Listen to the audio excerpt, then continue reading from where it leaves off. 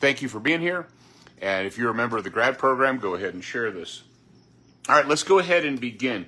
The Four Pillars of Fighting by James Yeager, edited by Paul G. Markel, which happens to be me. All right. So the four pillars are mindset, tactics, skill, and gear. Let's go ahead and get to Chapter 1, Mindset, after we go through the introduction and so on and so forth. And I'll read a little bit from what James wrote here. Mindset, shot heard round the world. It wasn't the shot heard round the world. And that would be, I don't know if you guys can hear those four-wheelers going by. It wasn't heard because it was loud. It wasn't heard because it was heard because it set off a chain of events that caused significant geopolitical change in the world. Prior to that, the way the world had worked, it had been emperors and kings who built empires and kingdoms. And when the commoner figured out that these farmers in America had defeated the strongest military in the world, they followed suit, and it changed the face of the world.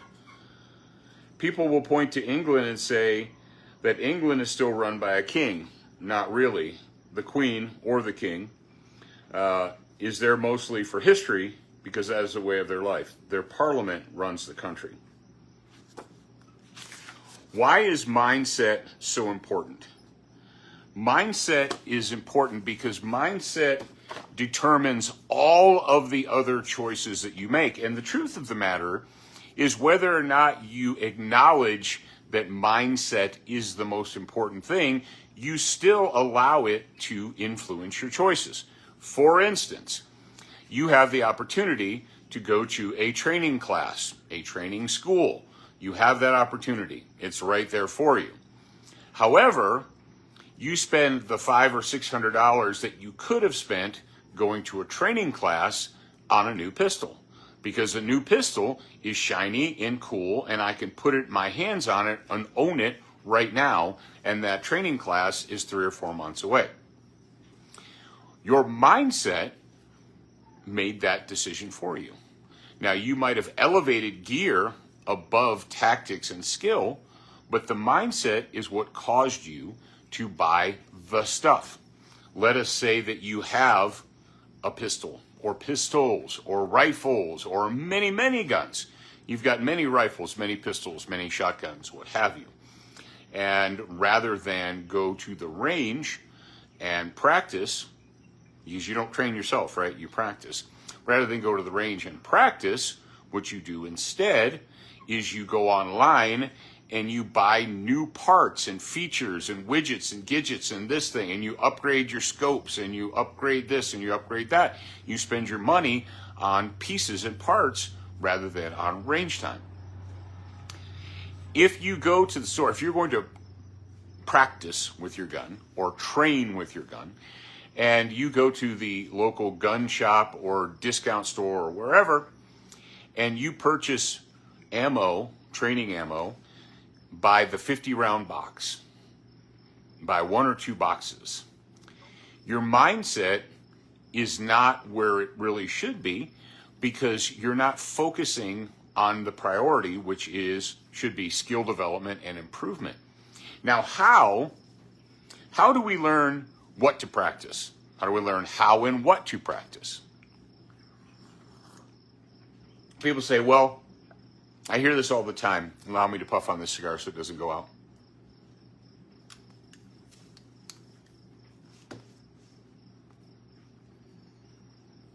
People will often say, well, me and my buddies are going to go to the range this weekend and train. Okay. Are you actually conducting training? Because training is something that's done under the critical eye of a subject matter expert. Okay. Training is purposeful and is deliberate. Training is purposeful and deliberate. There is a plan to training. You know, when you go to a school, if you go to a school, you will find, if they were to let you know, that there is a 3-ring binder, there is a POI, a period of instruction. Everything is purposeful, deliberate, and it has a reason or a point behind it. Now, you and your buddies going to the range and putting a bunch of targets out and taking turns blasting those targets is probably a lot of fun. But that's not training. Putting a bunch of targets out, getting some practice ammo, going to the range with your pal, and blasting away at targets might be practice, but it is definitely not training. Training is something that is done under the watchful, critical eye of a subject matter expert, hey Carissa, hey Tom, so that they can make corrections.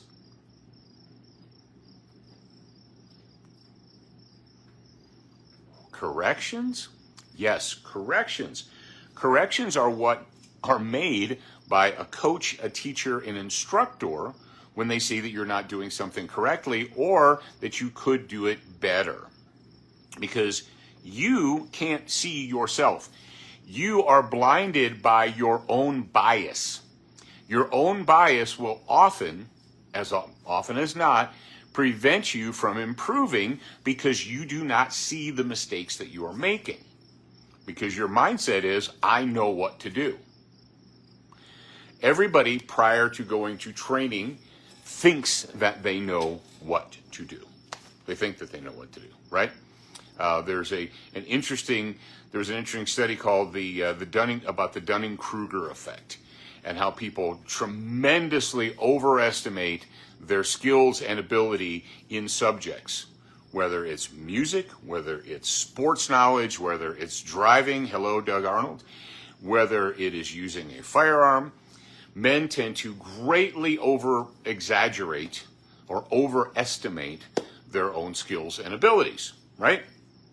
And it's very common. And a couple of psychologists did it. You can look it up. It's called Dunning-Kruger. Well, what does that all have to do with mindset? Well, it has everything to do with mindset, because your mindset is either where it needs to be and it's improving, or it is not where it needs to be and it's degrading constantly. Whether or not you choose to carry a gun on a daily basis. There are many people that I've met over time, and I've been playing this game for a long, long time now, going on 40-some years, who will tell me, well, I got my permit, or if they live in free America, like, well, I don't carry all the time. Why don't you carry all the time? Well, I only carry if I think I might need it. Well, the legal aspect of premeditation aside, you would ask that person, well, why do you only carry if you feel you need it or you think you need it? Are you deliberately going to some place where you think you're going to need a gun? Sometimes maybe yes. I don't know. Sometimes maybe not. People are like, well, I would never, ever, ever do. I'm going to call some of these guys out. People are like, I would never, ever, ever go to some place where I thought I would need a gun. All right. Let's say you are in your mid to late 40s and you have a daughter who is a sophomore in college, and that college is located in a major metropolitan area. In that major metropolitan area, due to unforeseen circumstances, is descending into chaos. And there are riots, and there are looting, and there's rapes and assaults and robberies and so forth going on in that major metropolitan area. And you call your daughter and you say, where are you? And she tells you, and you say, stay there, I'm coming to get you. So you're going to get in your truck or car, and you're going to go somewhere. You're going to go somewhere where you might need a gun. People say, oh, I never would purposely go anywhere where I might need a gun. There might be circumstances where you are going to go somewhere on purpose where you might need a gun. You ever think about that? Well, if the registered Democrat voters are burning down the local city near you, your local sheriff's department, police department are going to be very, very busy. And if you call 911, they're going to pick up the phone, maybe, or they might not even pick up. And if they do pick up, they're going to say, all right, what you just said is nice, but everybody's busy. So we'll put you on the list. You might have to walk out of your front door deliberately on purpose with a gun in your hand. Now, it gets me back to the, why don't you carry a gun?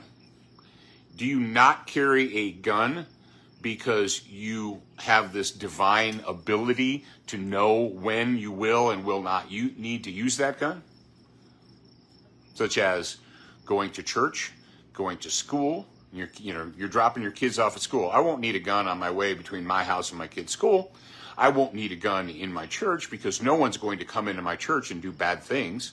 I won't need a gun on a Wednesday afternoon in the grocery store. I won't need a gun at the mall. I won't need a gun in all these nice places. Hey, Justin, because why? Because bad things never happen there? They're like, well, yeah, but where we are, it's a good neighborhood. Do you think that the people who are in the churches, the malls, the schools, the shopping plazas, do you think that they believe that they were going to dangerous areas? They're like, well, I'm going to go to church today, even though my church is a dangerous place to go. I'm going to go to the grocery store today, even though, Wednesday afternoon is a dangerous time to go to the grocery store. No, none of those people who were involved, who were caught in mass shooting events, thought they were going to a bad place. But it just turned out that they were. So when it comes to mindset, we need to decide, you know what? I'm going to be prepared all the time, not just sometimes. I'm going to carry what I need all the time, not just sometimes. That, ladies and gentlemen, is mindset. Your decision to fully dress yourself and put on the gear. At Student of the Gun, lethal, sharp, bright, medical. And don't get me started on medical. I get you started on medical. Why don't you have medical training? Why do you not have traumatic medical training? CPR is nice. Heimlich is nice. Okay, that's nice. But if you can't stop someone from bleeding to death before the ambulance shows up, CPR is not going to help. The Heimlich maneuver is not going to help you stop someone from bleeding to death before the ambulance can get there. If you do not have traumatic medical training, it is because your mindset is not where it needs to be. It's not because it is not available, because it is available.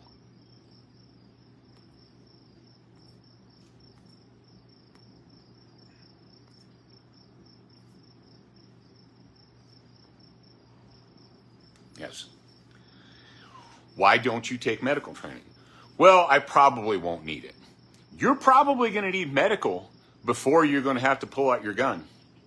We've been teaching traumatic medical for over 10 years now, going on, how long has it been? Since 2011. I've been teaching citizens traumatic medical training since 2011. And we have had 100 times more people contact us and say, hey, remember what you guys taught us in that class? Yeah, I had to use that. We've had students that have been credited literally by emergency room physicians as saving someone's life because they knew what to do and how to do it. So if you think, well, I'm not going to take traumatic medical training because I've already had CPR and Heimlich, we do that once a year at my work. And besides that, I already carry a gun. You going to shoot the wound closed? Yeah, someone you care about, someone you love is bleeding to death. And I'm not teaching you traumatic medical training so that you can run around and be medical man and perform traumatic medicine on strangers. I'm teaching it to you so you can keep people who are around you, like your family, alive while you're waiting for the ambulance to show up. Yes, that's why we teach that. And if you don't have medical training, it's because your mindset is such that you have not committed to it. Mindset makes you go to training. Proper mindset. Proper mindset makes you go to training. Proper mindset makes you actually carry the gear. Yes, proper mindset makes you actually carry the gear. Your mindset says, you know what? I went to one training class 5, 7, 8 years ago. I probably need to refresh my training. Medical training is updated all the time. Tactical training is updated too. Yes, I know a lot of you guys, you might not believe it, but the tactical training that I took in 1986 when I took my very first firearms training class, a tactical firearms training class, has been updated and modified and improved since 1986. Some of the stuff that we did in 1986 we don't do anymore. Some of the stuff that we did in 1986 we do, but we do it better because we learned lessons. We learned many lessons.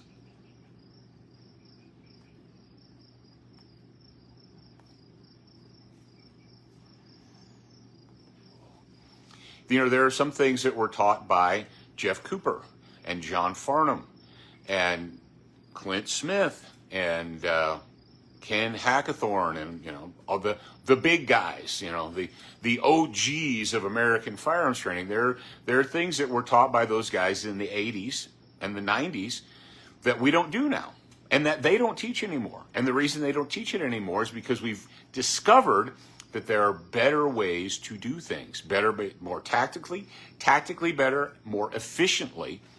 And we also learn to work with the human tendency versus against the human tendency. Yes, indeed. Let me see if I can put my thumb on that. And boom. All right. That person has been banned.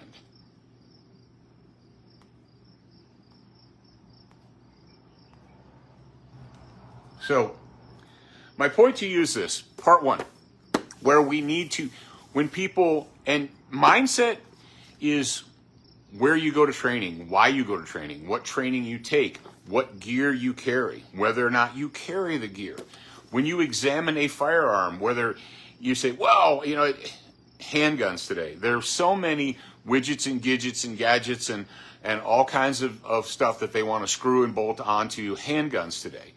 And you know, if you're a discerning person, you don't just do whatever the Instagram model tells you to do. You might be thinking to yourself, well, is that something that's really necessary or practical, or is it perhaps a detriment? I don't know. How do you figure that out? Step one, mindset. Mindset says, what is my goal? Mindset says, what is the goal? And then mindset further moves to say, all right, now that I've established a goal, how am I going to accomplish that goal? How will I physically accomplish that goal? What will I use? What tools will I use to accomplish that goal? Mindset also makes you question, do I actually have the skills and ability and the knowledge to accomplish that goal? Do I have that or do I not have that? That's where mindset comes in. So, how do we train and practice? I posted a photograph on our socialist media just recently.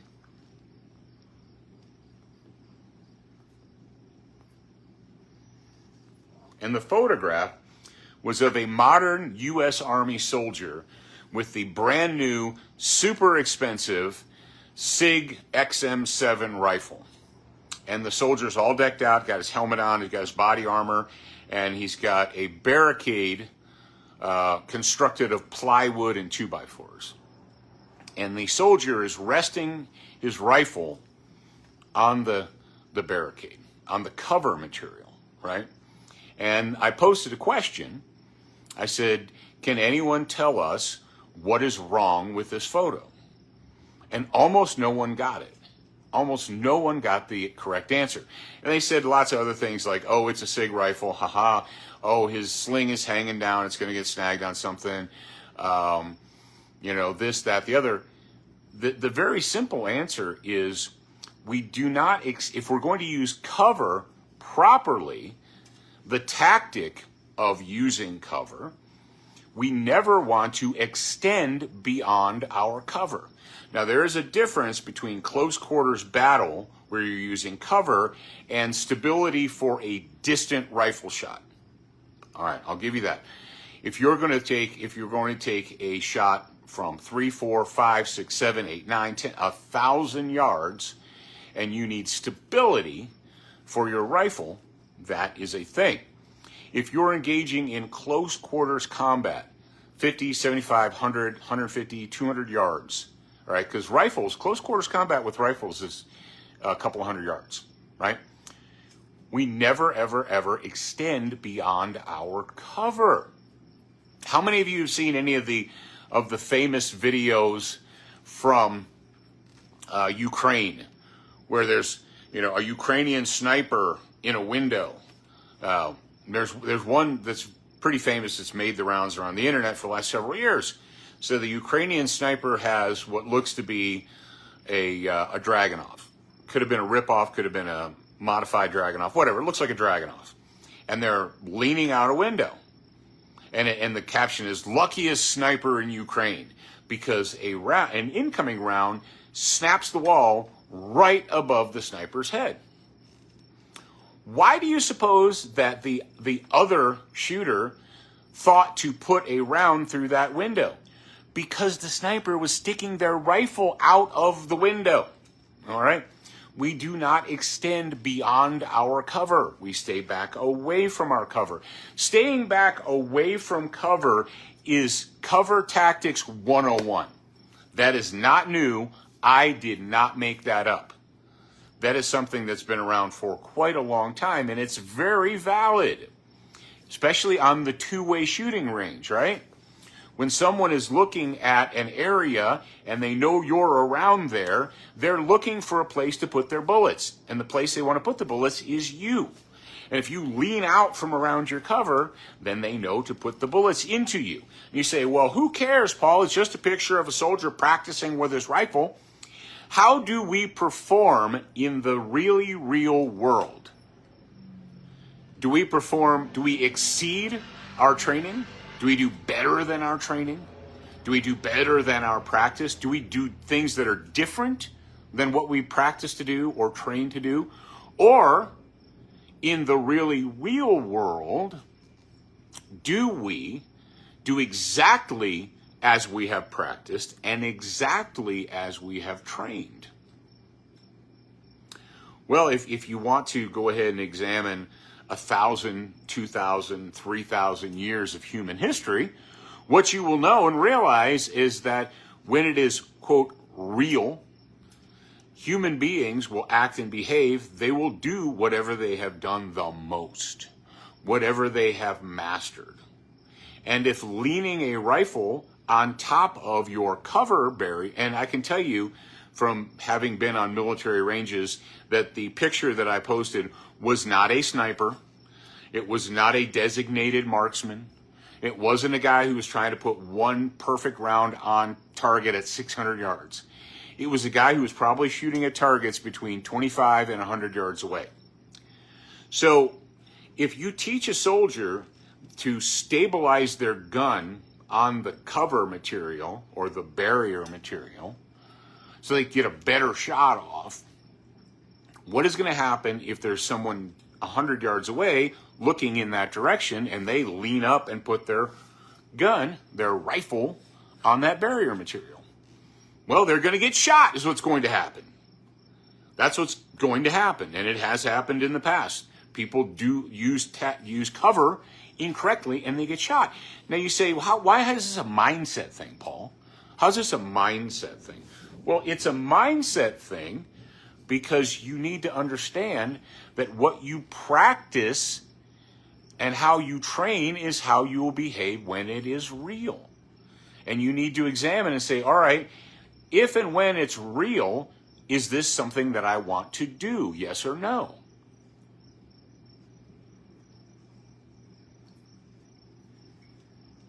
And if the honest answer is no, I wouldn't want to do that when there's someone downrange wanting to shoot at me, then why would you do that in training or practice?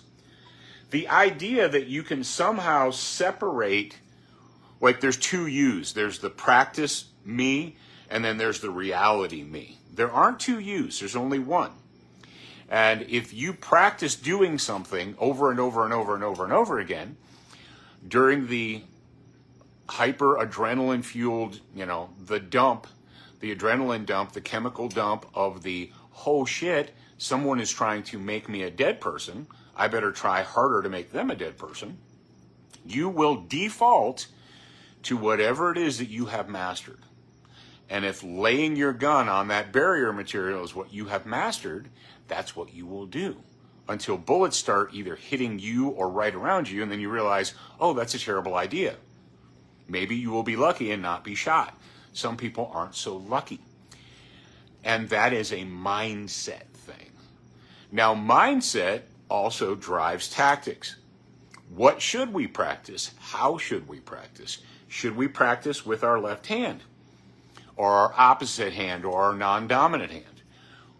Going back to you can't train yourself, people, when they go to practice with their buddies, will always do what is they are good at, right? We do what we're good at.